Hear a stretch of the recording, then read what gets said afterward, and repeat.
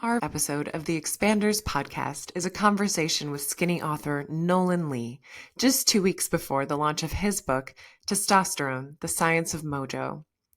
Nolan shares about his background as a child of Chinese immigrants and his journey of losing passion in his first choice of career to find it again later at the intersection of natural health, medicine, and technology.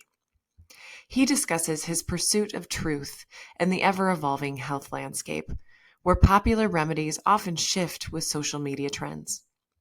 Drawing on Eastern health principles, Nolan challenges us to prioritize true well-being while in a system with often misaligned incentives. As Western medicine extends our lifespan, Nolan challenges us to expand our quality and not just our quantity of life.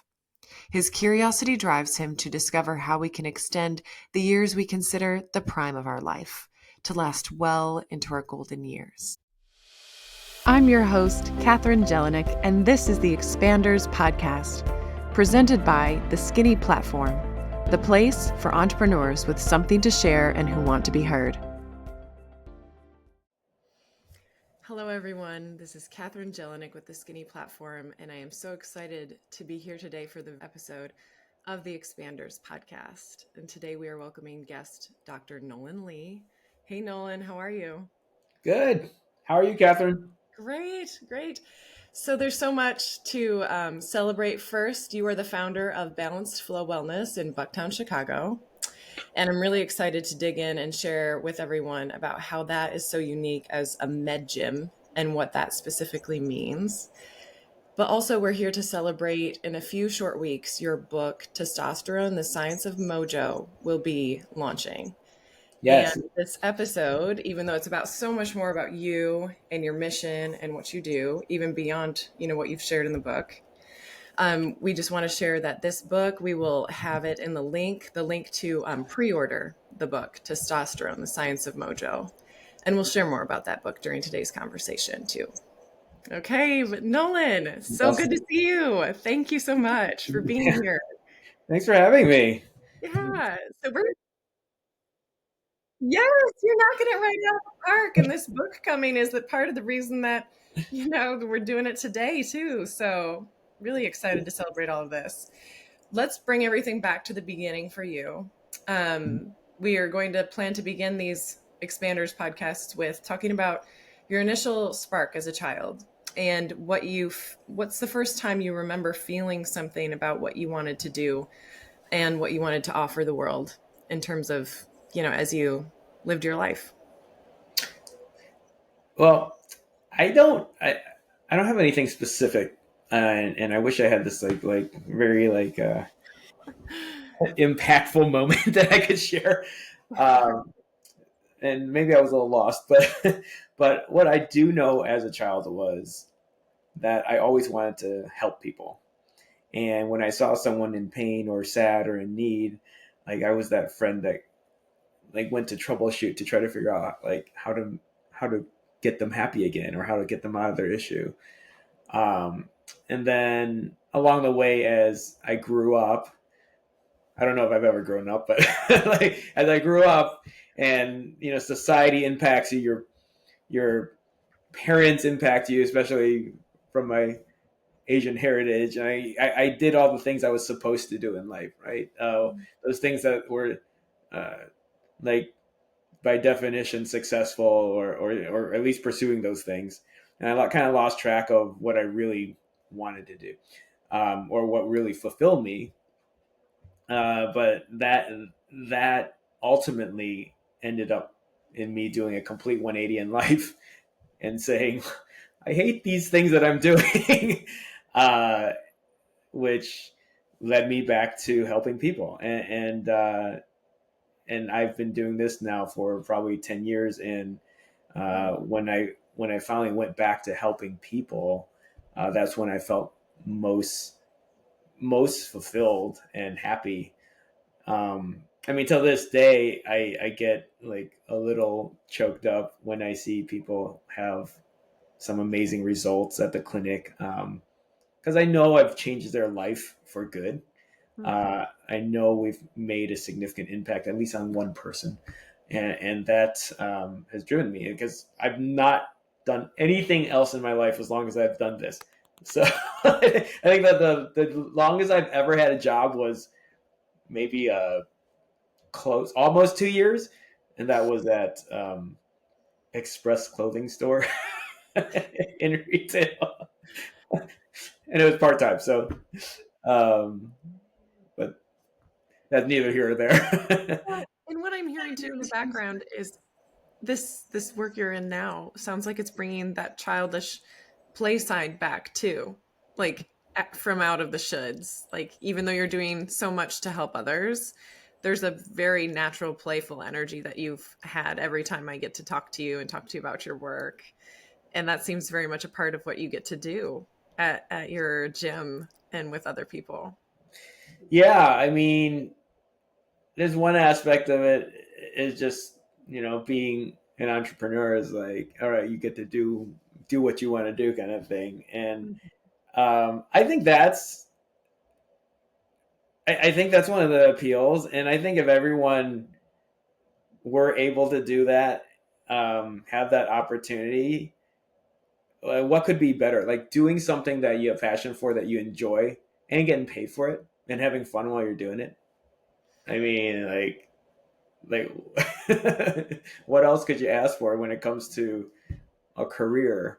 Um, and it is exactly that way, because a lot of what I do in over the last like 10 years or so has been, well, what would I love to have as a service? And it was just like, okay, let's make that a business.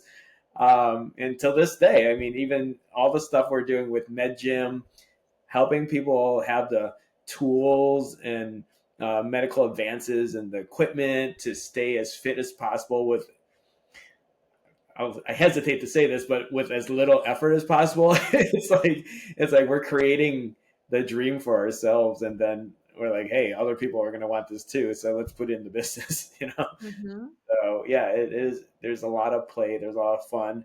Um, there's a lot of curiosity to fulfill. So yeah, I love it. I love that about you, Nolan. You're on this perpetual fun quest. That's how it feels. But let's take it back to the earlier times before, well, kind of after that earlier childhood where you felt that spark, but as you started to add those shoulds on, as you've already said to me, you're the child of immigrants. Your parents are from China, correct? They are, yeah. Yes. And so talk to me about your life and as you started to make decisions about the things you thought you'd pursue in adolescence and then going into college and after in your young career. Talk to me about those choices and what you chose and the influences of your background and that kind of thing. Yeah, well, I think that generation of immigrants, I feel like a lot of children of immigrants in this country have a completely different perspective on life. I feel like a lot of immigrants and children of immigrants become entrepreneurs. Like it's like, because you have like nothing to lose, everything to gain.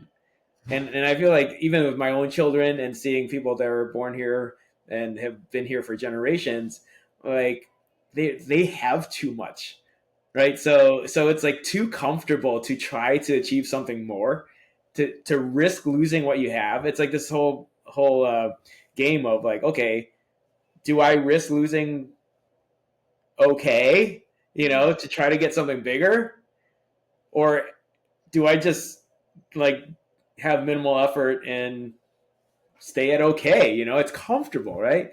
But like when it comes to the immigrants, it's like my dad was an entrepreneur. It's like, okay, I've got nothing here. It's either I shoot big and try to get something and make something myself, or I got nothing, right? And if I risk it, it's okay, because what am I risking? There's not much. There's not much to lose. So I think as you can look at it as an advantage or not, but as a child of such a person, such immigrants, you adopt some of that mentality. It's like you're okay to go out there and try to go big. Unfortunately, there's some downs, there's some cons to being um, in this, in this child of an immigrant kind of position, because their ideals are different and their focuses are a little skewed, right? Because it's all about kind of getting what they didn't have or didn't have access to. Like my parents were um, victims, I guess you could say, or of the Cultural Revolution in China, where they basically had everything stripped away from them. So their whole goal was getting to the United States, getting to make it big, or getting stuff right, and like success was majorly just mainly defined as financial success, right?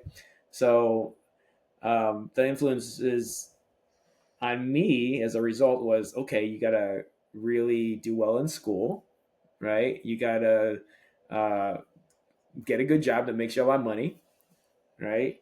And that's what I got pushed toward. And I was intrinsically like the person you're talking about. Like, I wanted to have fun. I wanted to do things that I was interested in. I was artistic and creative, and like, you can't have that. That doesn't bring value. It's like you want to be an artist, like you want to be a musician, like that doesn't make you money, unless you're Taylor Swift or something, but Right.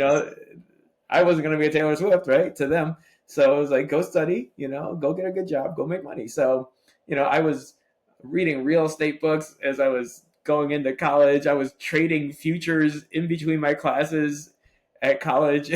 I was doing all these things, and eventually I found a industry that I thought I could fulfill both things. I was like, I could be creative. I can do things that bettered society, and I could also make a lot of money, right? And that was real estate and real estate development.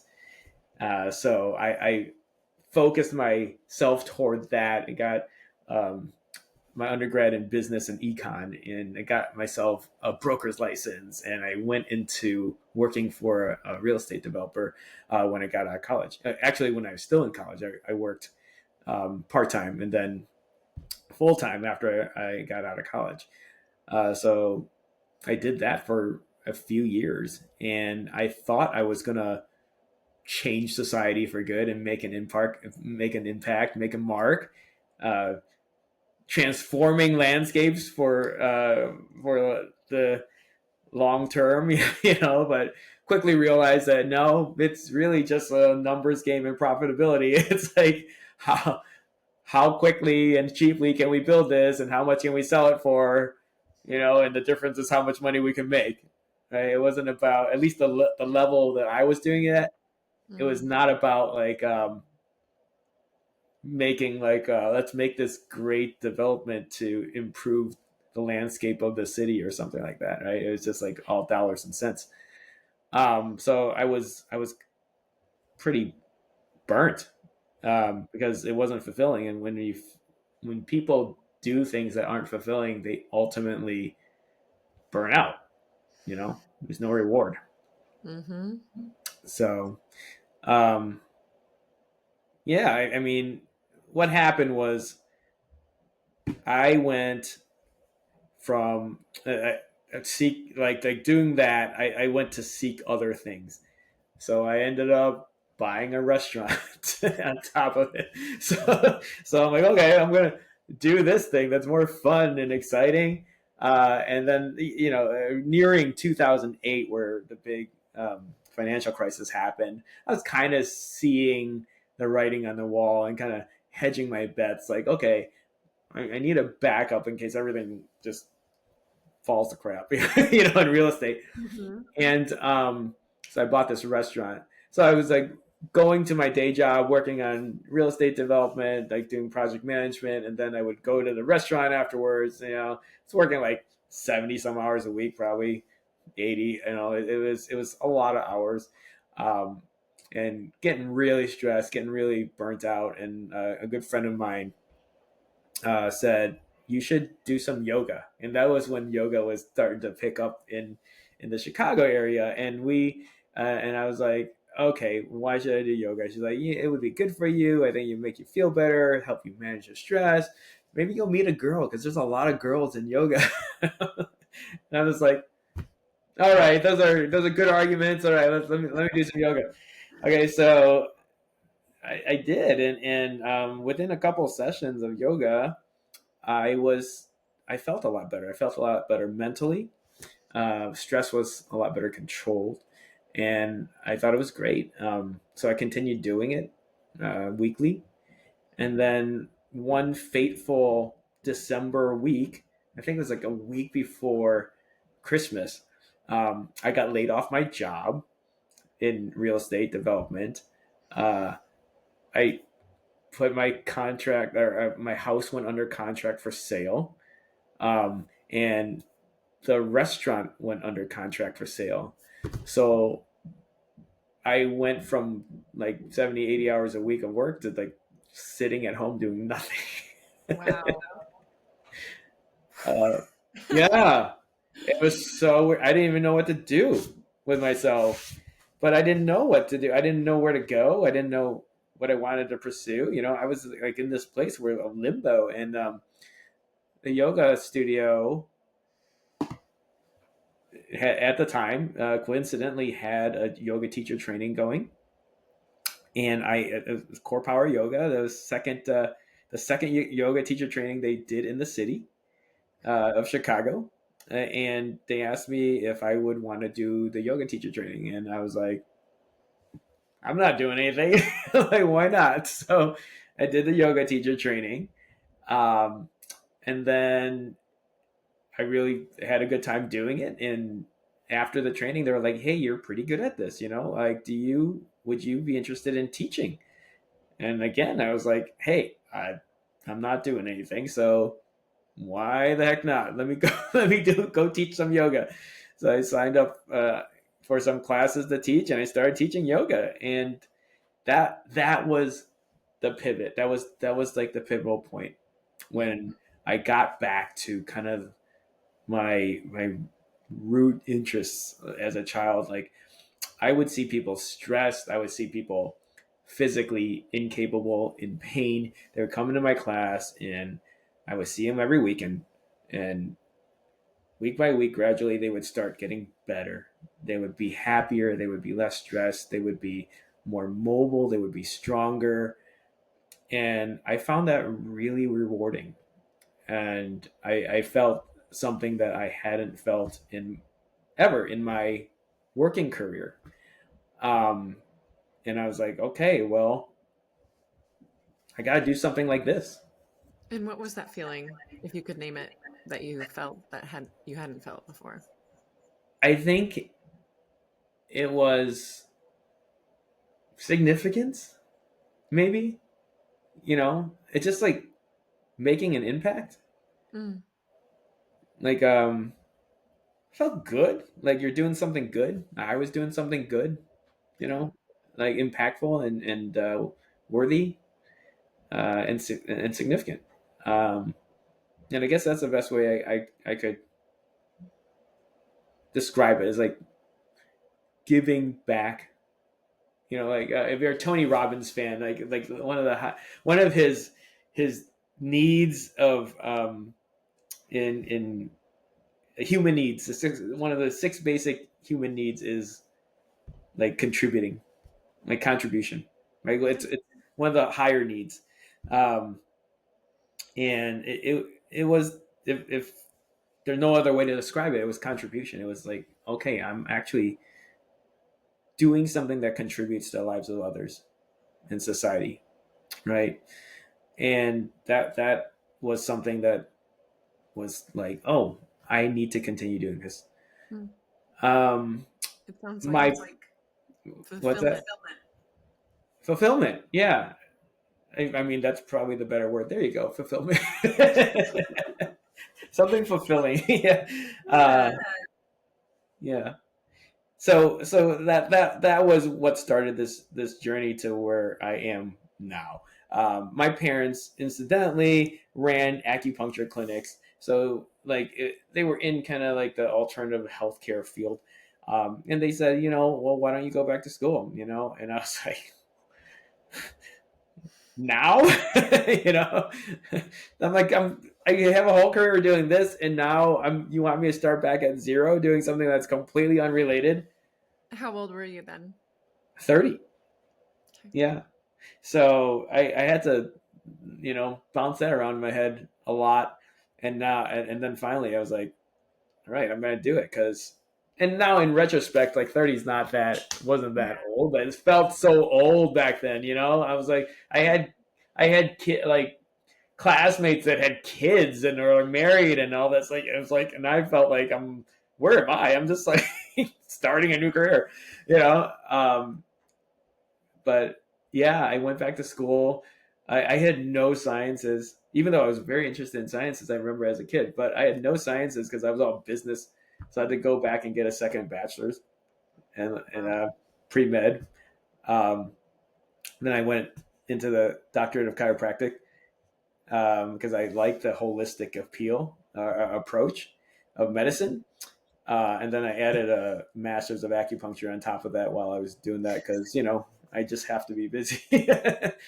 So That is a lot to yeah, go for your bachelor's, get a doctorate, and a master's. yep. Just keep selecting new Boom, boom, items for. boom. Yeah. So I had to finish the bachelor's before I went to the doctorate, and then I got the doctorate. And halfway through the doctorate, I added the master's to get all that done at the same time.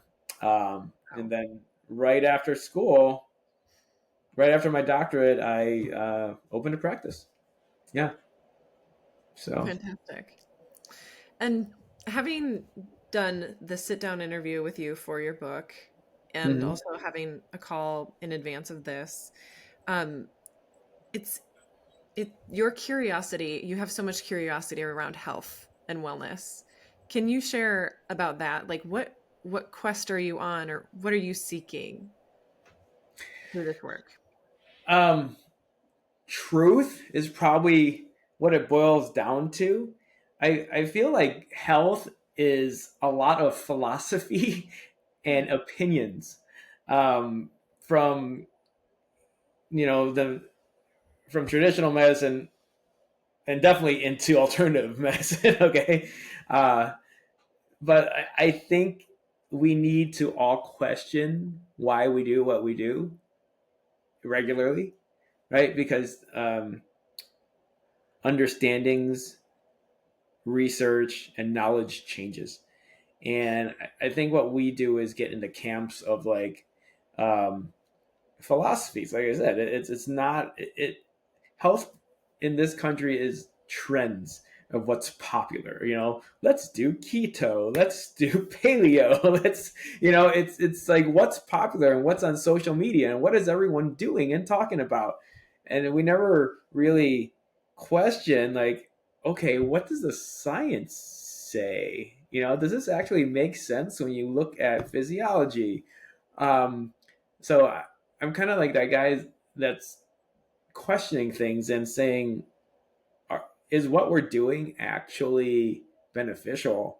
And does that actually align with what good science and existing knowledge says? Because if you look at hormones, a lot of people have misconceptions about hormones, and no one really thinks about where those ideas about hormones come from. They're just like, well, so and so said, or this guy said, or I heard that. It's like okay, well, why do you choose to believe what you believe? Because the guy on Instagram that said it was very popular. Um, so I guess that's kind of part of the drive. That's kind of the mission. Like, hey, what's true? And the other thing is, I'm always I tinker with everything. Mhm. I'm always looking for, how do I do this faster? How do I do this better? What's the best way to do this?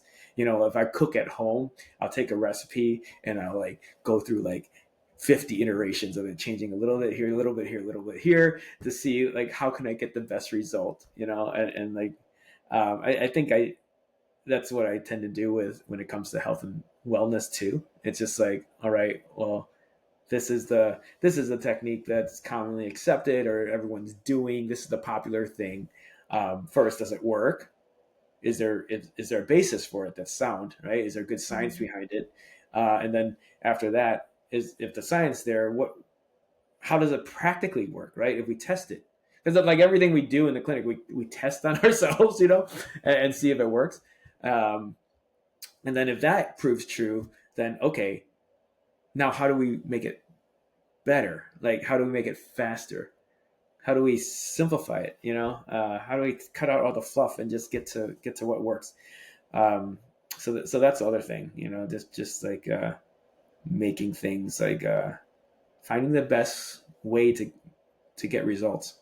Mhm. Yeah, What I appreciate about you and your quest for truth when it relates to health and life and vitality is that you recognize the changing nature of even things like science, which are supposed to feel solid in our society.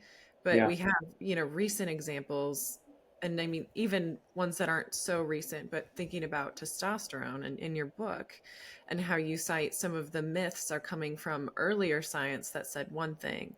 And yeah, at the time, that was like the grounded thing, right? yeah, But now, what we know about how they set up those experiments and that research, it wasn't thorough enough and it had flaws.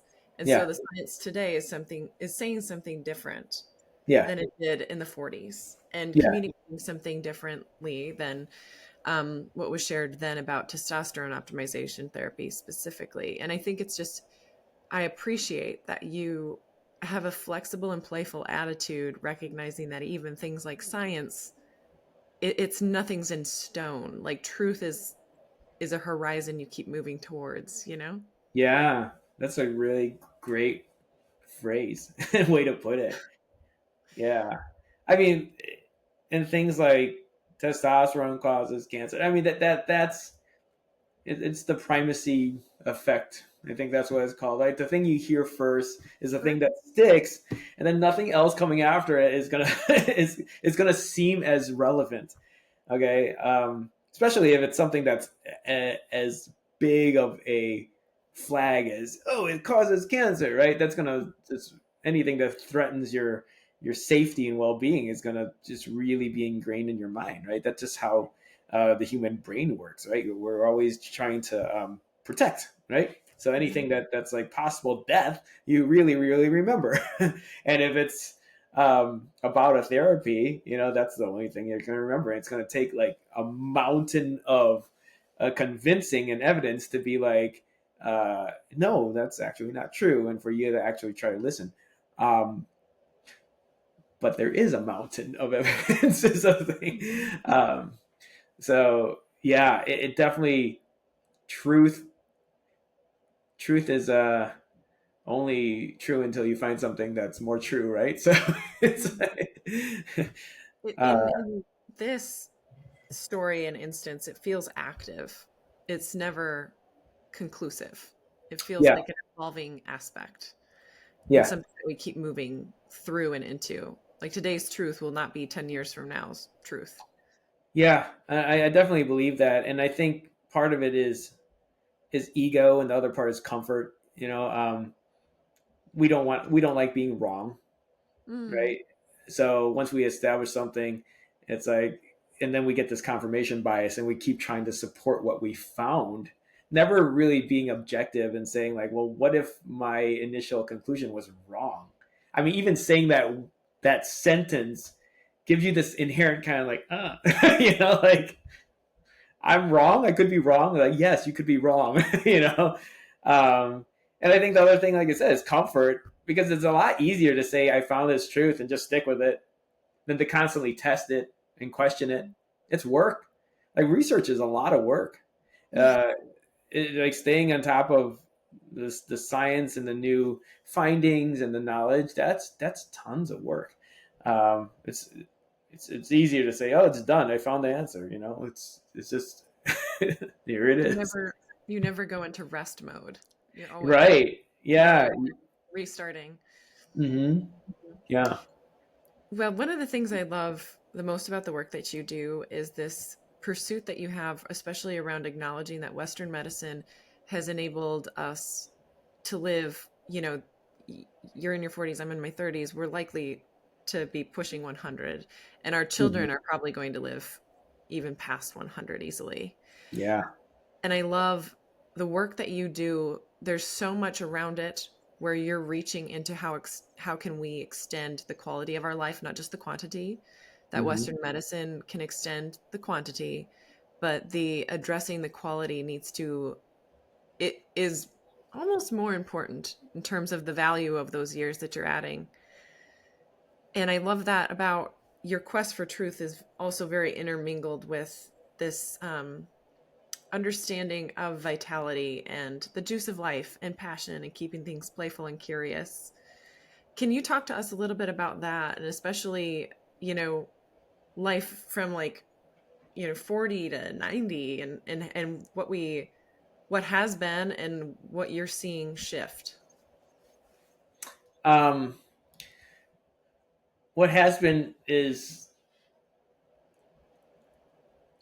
some in some ways still is, and then is, as far as like our decline, right?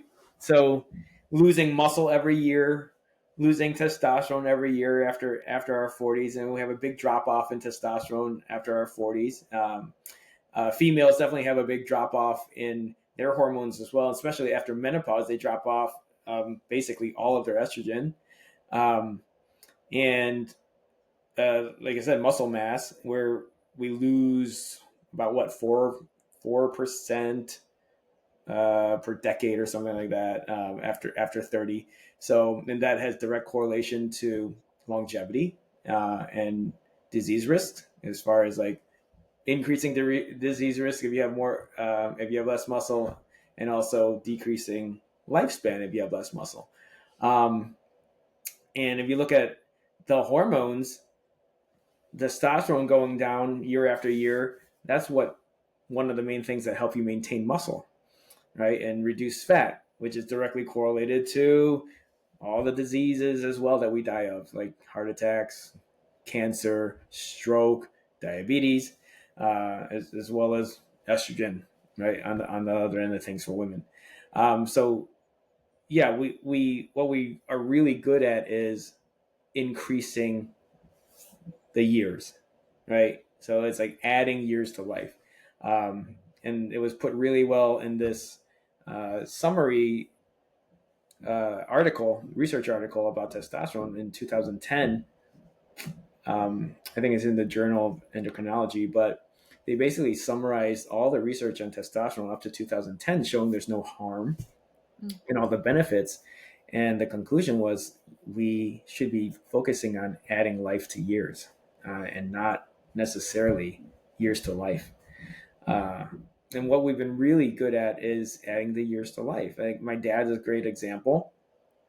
My dad, unfortunately, never took care of himself. He's polar opposite of me when it comes to caring for his health. And this is not to say this is my biological dad. So my stepdad and my mom have the acupuncture clinics, so they care about health.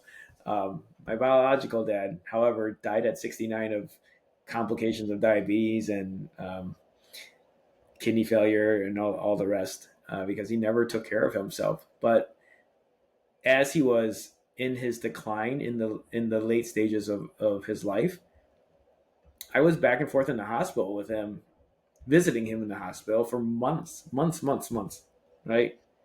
Probably almost a year of in and out of the hospital. I mean, he had no quality of life, but we have the technology, we have the medicine to keep someone alive. And that's maybe this is the most extreme example that I personally have. But he was laying in a bed, like in and out of consciousness, you know, didn't really interact. Did he know I was there or not at points? I'm not sure, you know. And like I said, this is the illogical extreme, but how much of that is playing out in the lives of people in their 50s, 60s, 70s, beyond, right? They're on a bunch of medications. They don't have the physical energy to do any activities.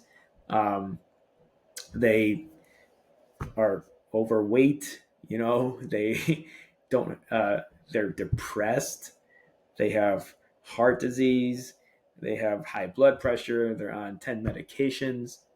Um, and if that's what life looks like, then why are we doing it?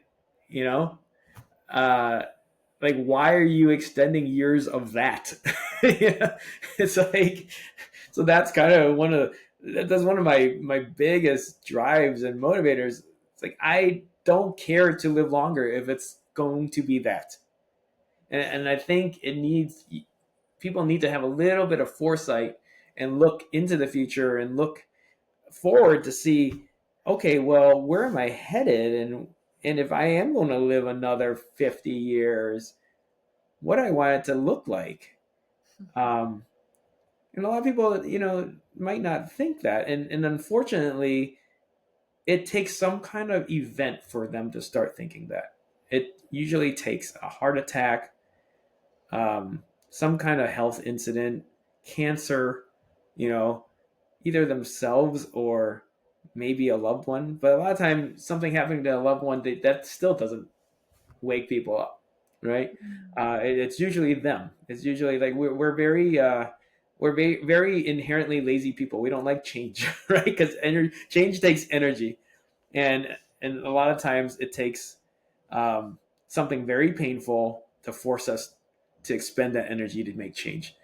Um, and I'm trying to get people to not not be that person, not get to that point where something in life forces you to make change. Uh, like there's two ways to motivate people, right? And it boils down to pain or gain.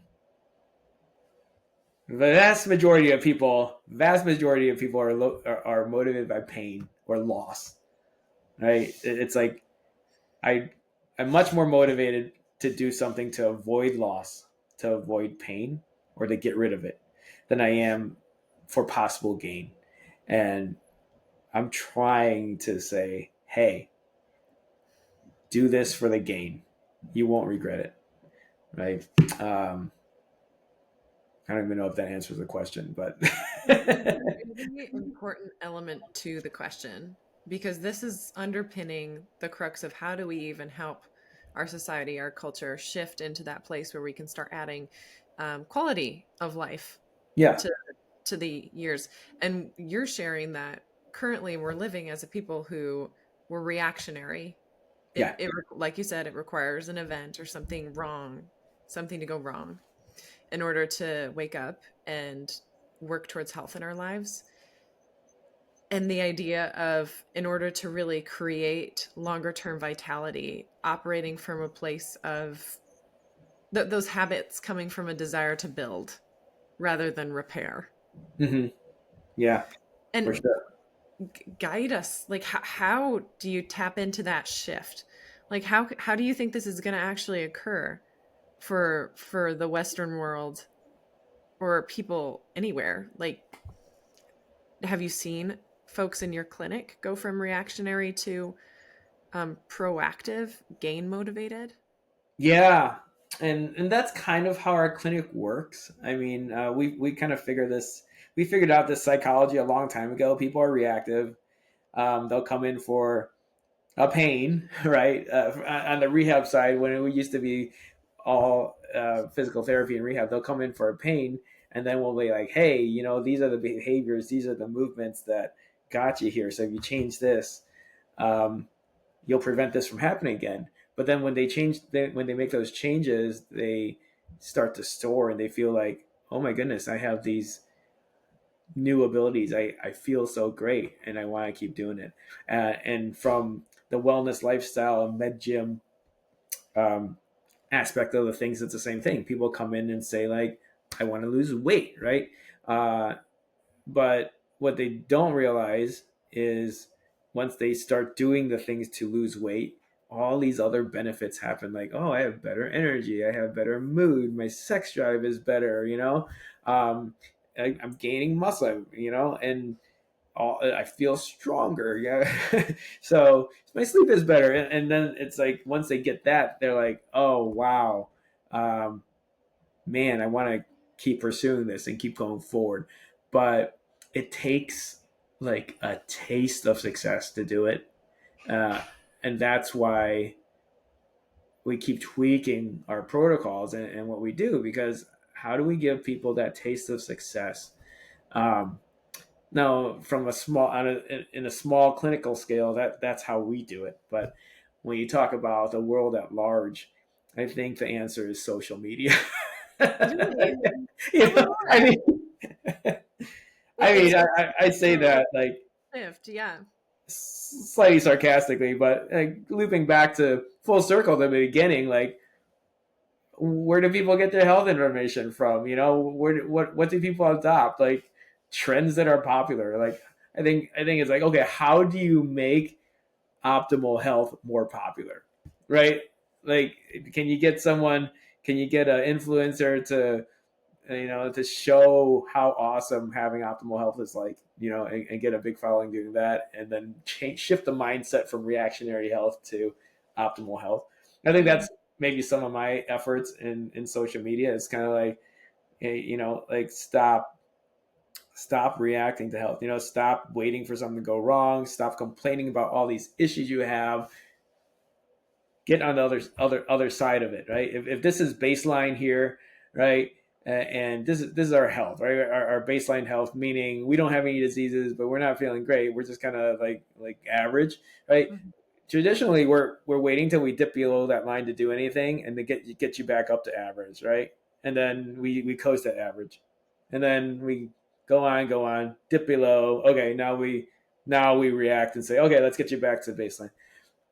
How about get up here, way above baseline, Yeah. right? And then you can have your little dips and never even get close to disease, right? um, how do we shift that mindset? How do we get people to buy into that idea? Let's be as healthy as possible. Um, and then have we talked about my one takeaway from my master's degree from acupuncture and order? No, please. Please. What's the one main takeaway from a whole master's program? I say that jokingly because I don't do too much acupuncture these days. Um, so it's like, why did I even do that whole thing?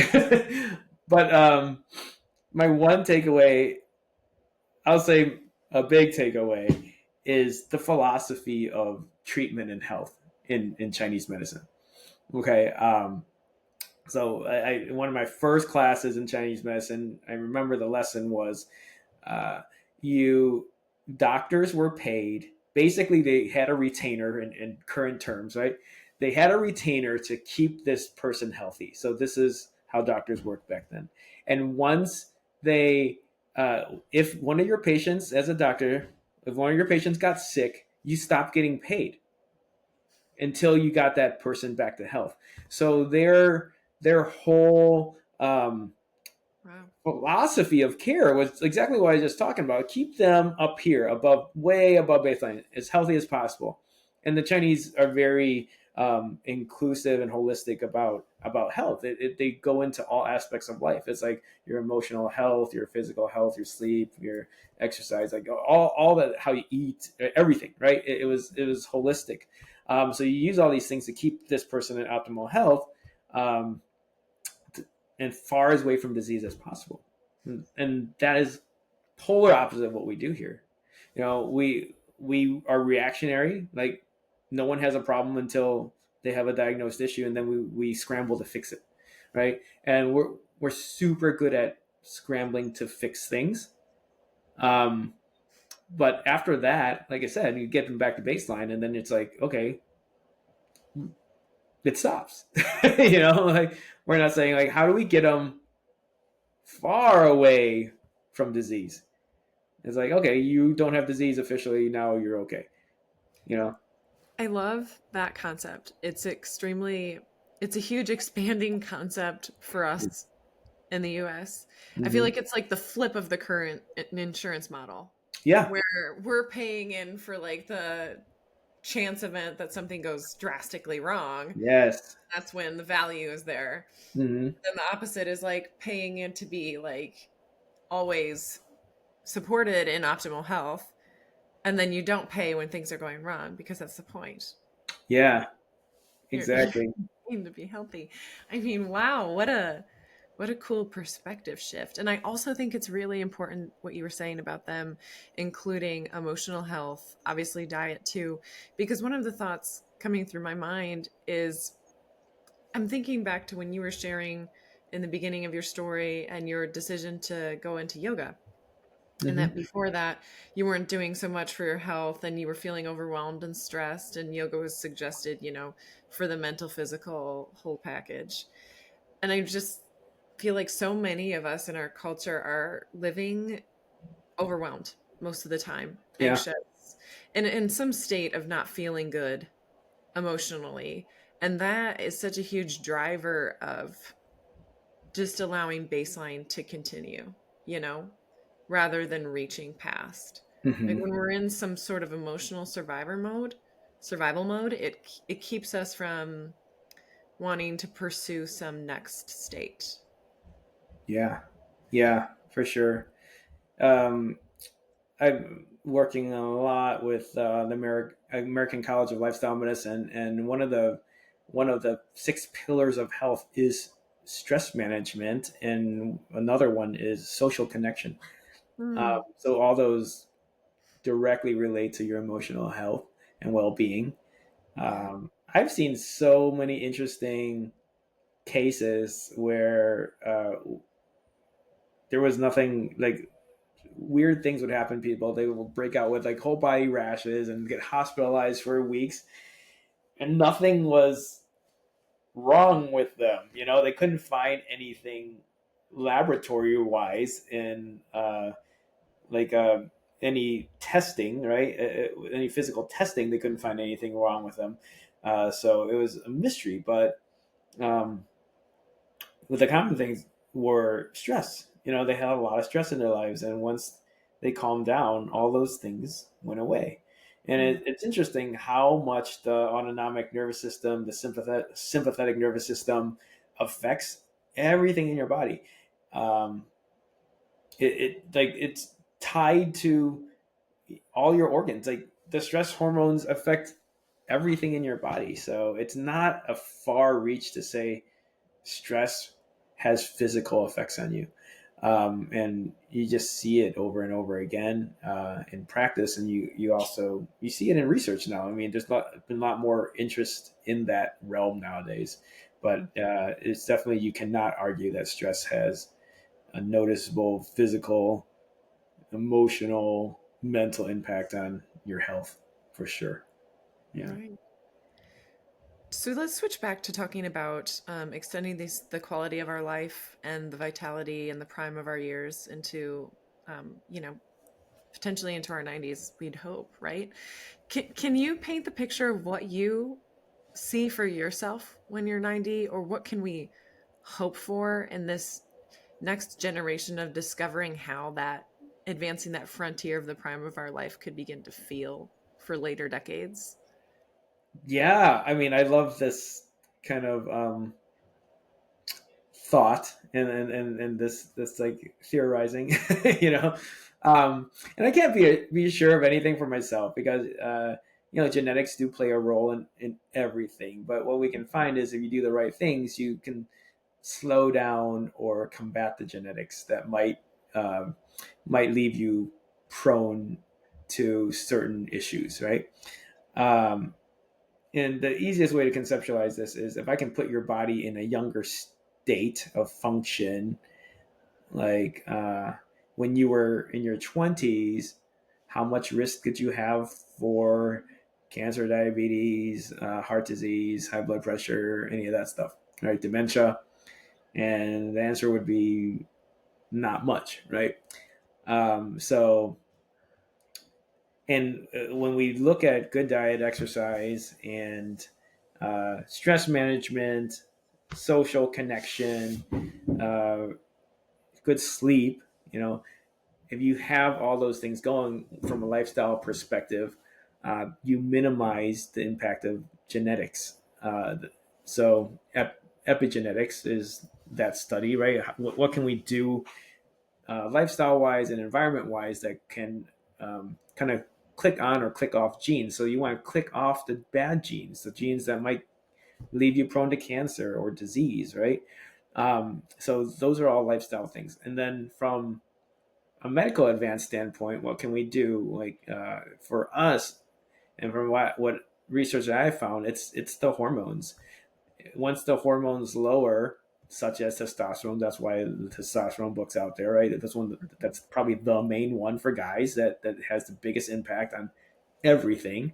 Um, Everything starts to function differently, and can we improve your function and maintain your function with testosterone? Okay, so that's I practice what I preach. I do all those things in lifestyle at the best of my ability to have this epigenetic effect where I minimize my chances of the bad genes turning on, right? And then I optimize my testosterone and other hormones to make me function at a younger state, right? And if I can do all that, theoretically, I should reduce all my risks for all those bad things that happen as you get into your 90s, right? Mhm. Um, so as I get in my 90s, I can say what strength is. Strength and muscle can be the last things that go, and you can see that happen, right?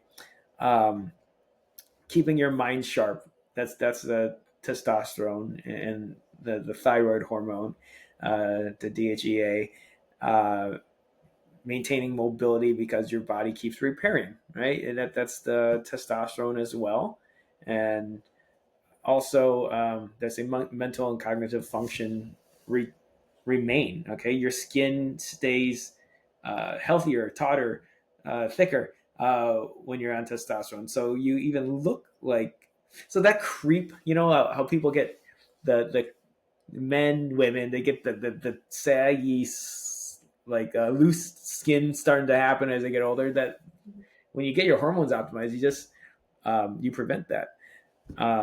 So, will I decline due to natural aging? Yes, because we haven't figured that out yet. We're probably close, but we haven't figured that out yet. We can't turn that off yet. Um, but it'll be a much slower rate. And what will I look like when I'm 90? That's a good question. There's probably some kind of like algorithm that you could calculate it with. But I'm currently 45, and no one ever believes I am. so they're giving me about 15 years less than what I am. So what's that? A third less. So if I'm 90, I'll probably look like I'm 60. if you want to go, Great goal. Yeah, that's a good if you idea. want to go with that math. And then function wise, the guys on testosterone I've talked to in their 70s, they still feel great. They have energy. They go dancing. They have sex. I mean, like it's weird to imagine or think about, or if you even want to think about. But like, like there's, we have patients that in their 70s, like talking about their sexual function is good and restored, and and they're happy with it. So I guess it boils down to how much does life change from now to 90. Um, I guess it doesn't have to change much. Is the thing, That would be right? really revelatory.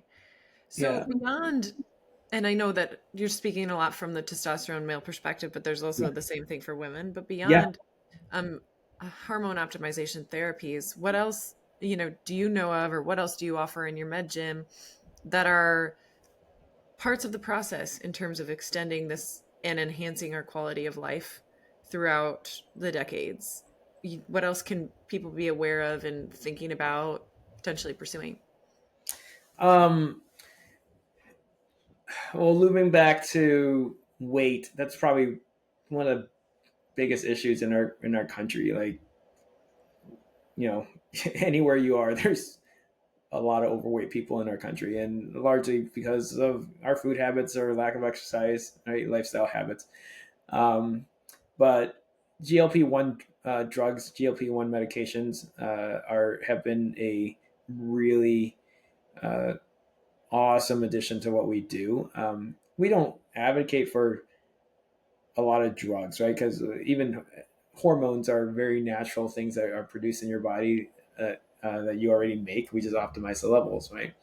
Um, but something that has been a game changer for people are these drugs like that have come out, like the Wegovy's and the Ozempics and the Manjaro, um, Zepbound, right? The versions that are for weight loss.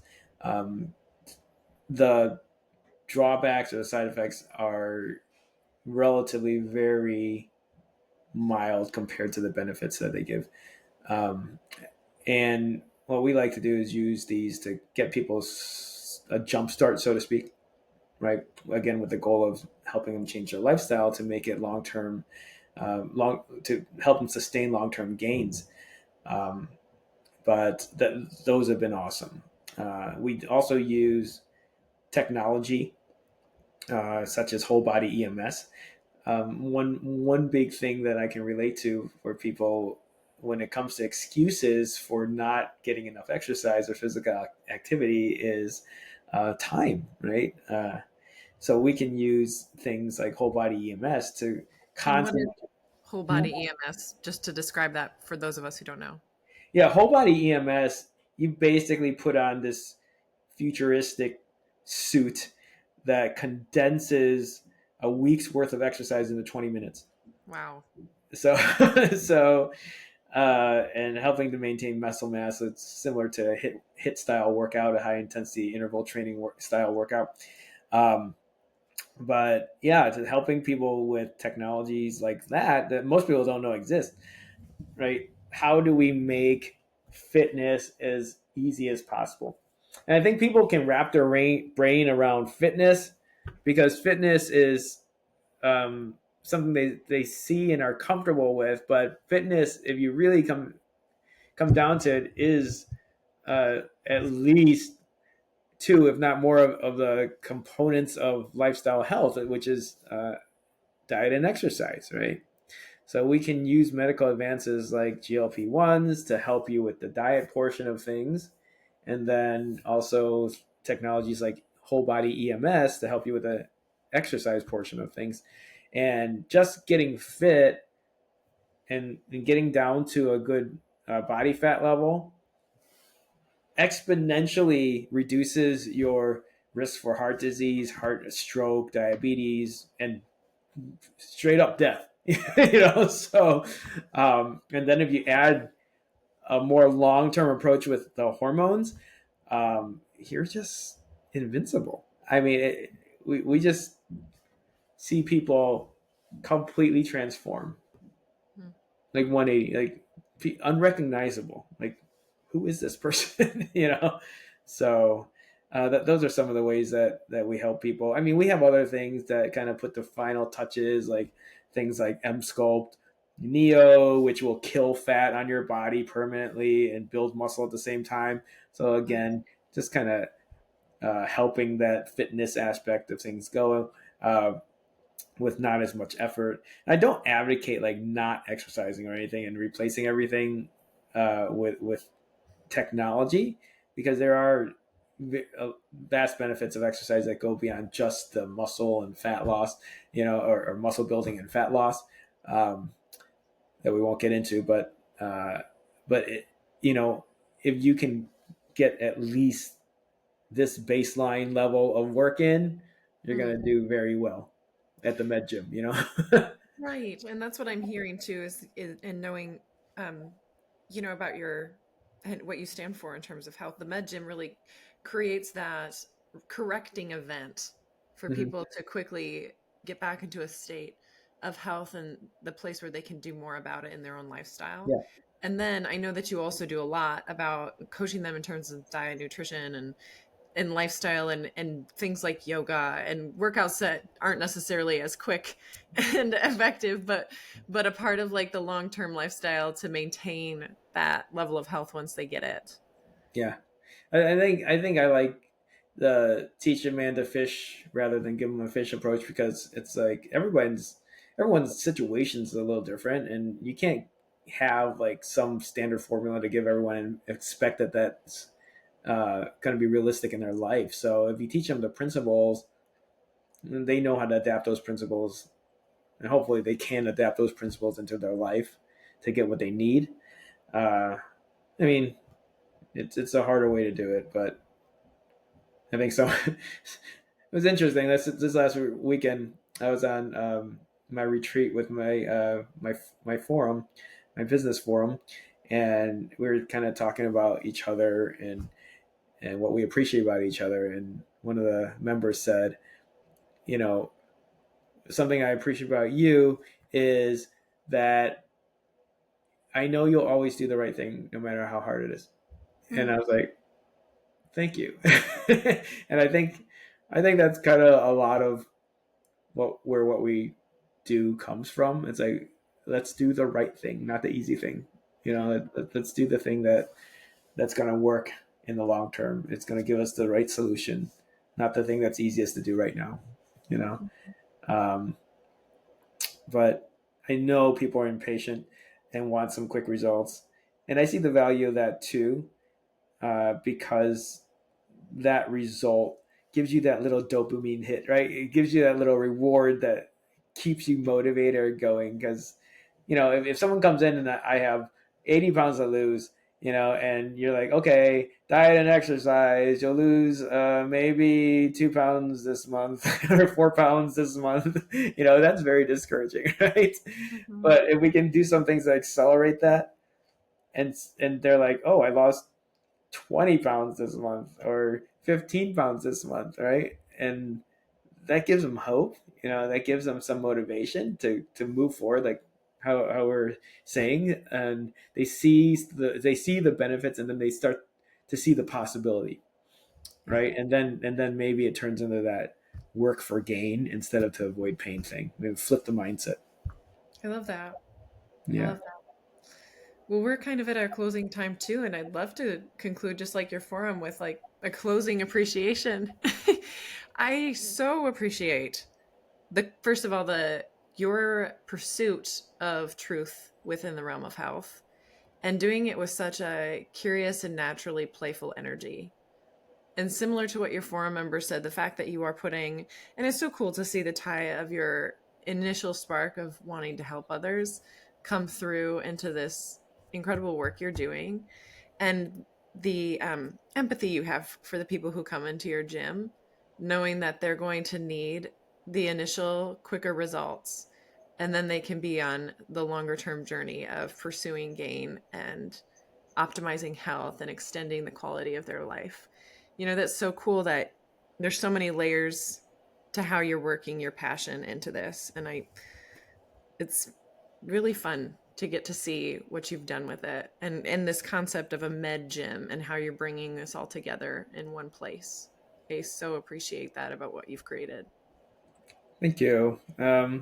Hopefully other people see the value in it and kind of see the vision behind it. I think that will happen. But it's kind of the baby that I'm working on right now, and I have high hopes for it, Yeah, it's probably the way of the future, and you never know when all of a sudden that future is ready to fully embrace, what's already ready for it. Yeah. I agree. Yeah. Thank you so much for having me on the inaugural launch. Yes, this is the launch of the Expanders podcast. And one last time, I want to say, Nolan, congratulations on your book that is soon to be released, Testosterone, the Science of Mojo. The link to pre-order that book will be in the comments wherever this is posted. And also it is October of 2024 right now. So if you are listening at a time that is not October 2024, you can probably find the book on Amazon and order it. Thank you so much, Nolan. Thank you so much, everyone, for listening. This is a wrap on our episode of the Expanders podcast. Thanks, Catherine. Take care, Nolan. Bye. Thank you for listening to this episode of the Expanders podcast, presented by The Skinny Platform. You can catch more episodes and be notified of newly released episodes by following us on Spotify, Apple Podcasts, or subscribing on YouTube. For more information on the Expanders podcast and The Skinny Platform, visit our website, www.theskinnyplatform.com.